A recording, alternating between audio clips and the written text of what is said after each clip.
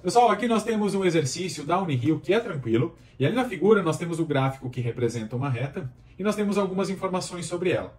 Ela faz um ângulo ali de 120 graus em relação ao eixo X, e nós temos também que ela corta este eixo num ponto -2. Então nós já podemos colocar aqui que o ponto que ela passa é um ponto de coordenadas -2 e 0, ou seja, altura 0, ordenada 0.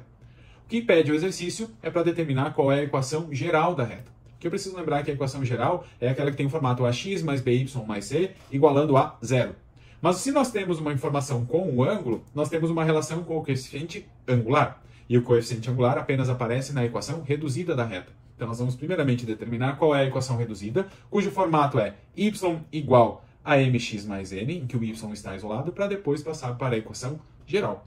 O que eu preciso lembrar é que este m aqui é o coeficiente angular, e o coeficiente angular ele é igual a tangente do ângulo formado pela reta com o eixo x. Mas aqui vale a pena lembrar que a tangente, o ângulo, é sempre marcado no sentido anti-horário. Então nós não estamos trabalhando com um ângulo de 120 graus, nós estamos trabalhando com um ângulo que é suplementar. Então se ao total nós temos 180 graus, aqui nós temos um ângulo de 60 graus.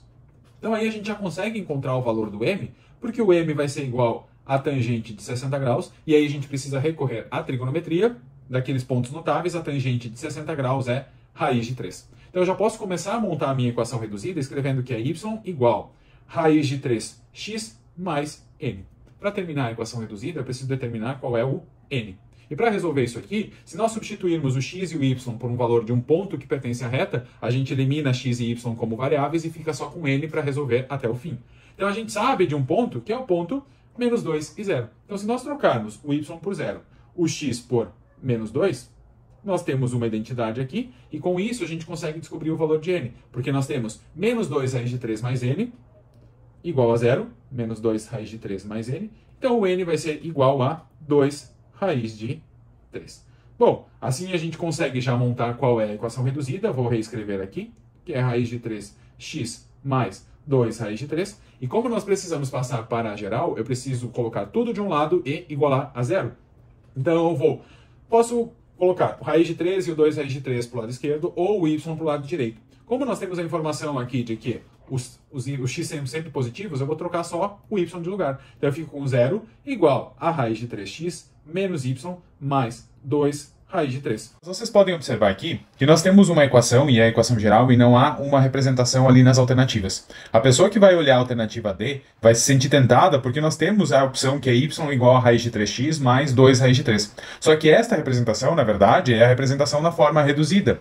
E aí nós passamos tudo para um lado, igualamos a 0 e obtivemos ali a forma geral. Só que nós não temos alternativas iguais a essa. Só que observe o seguinte, o único que aparece com raiz de 3 ali é o y. Só que na nossa opção ali, tanto o x quanto o termo independente aparecem em raiz de 3. Então ali tem uma jogadinha para nós chegarmos num valor que a gente pode multiplicar toda essa equação por raiz de 3. Se nós multiplicarmos por raiz de 3, continua com 0 no lado esquerdo, e aí eu vou multiplicar raiz de 3 vezes raiz de 3 dá raiz de 9, que é 3, então eu fiquei com 3x.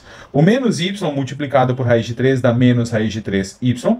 E agora quando eu for multiplicar 2 raiz de 3 por 3, dá 2 raiz de 9, 2 vezes 3 então, 2 vezes 3, e aí o resultado final que nós temos é 0, igual a 3x menos raiz de 3y mais 6. Então aquela nossa equação ali, que seria a resposta como equação geral, ela tem uma outra cara multiplicando por raiz de 3, e aí sim nós encontramos uma que expressa a sua forma geral. E essa forma geral ali está no item A. Então ali a gente pode notar que existe uma certa pegadinha, então tem que tomar cuidado agora só com essa parte, porque a pessoa chegou naquela ali que eu coloquei circulada ali, essa destacada, e achou a resposta, só que não é a forma geral, é a forma reduzida. Então a gente tem que ter essa jogadinha ali para chegar na resposta correta, que é a alternativa A.